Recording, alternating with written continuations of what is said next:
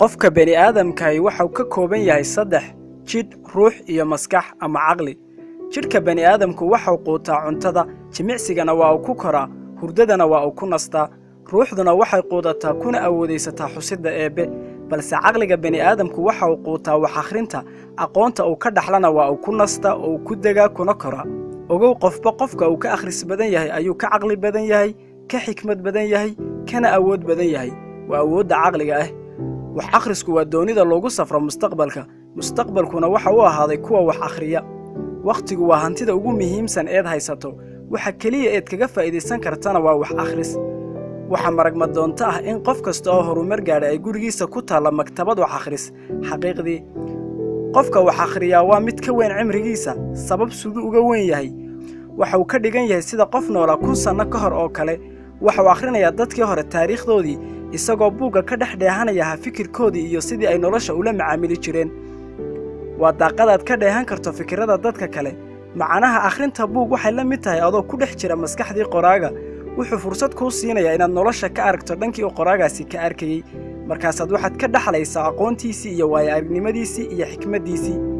waxuu kaa saarayaa cidhiidhiga nafeed, kordhinaya aragtidaada, waayo waxaa ku gaadhsiinaya meel aadan adin iyo socdaalba ku gaadhi karin.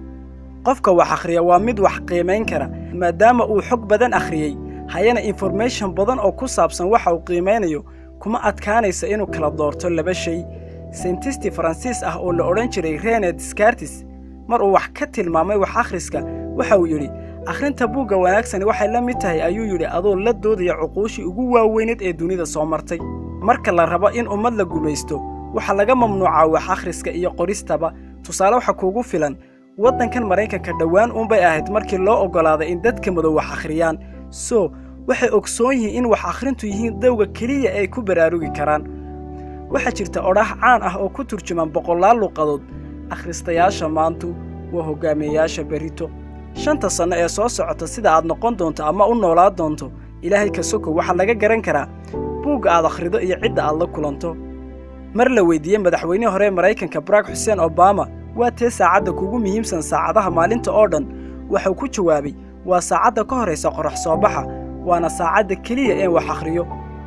ugu dambeyntii quraanku waxa uu ka kooban yahay in ka badan 77,000 oo kelmadood. waxa Eebbe koreeya uu ka doortay kelmadda iqra oo uu ku bilaabay kalaamkiisa sharafta leh. taasi waxay ina tusaysaa muhiimadda wax akhriska.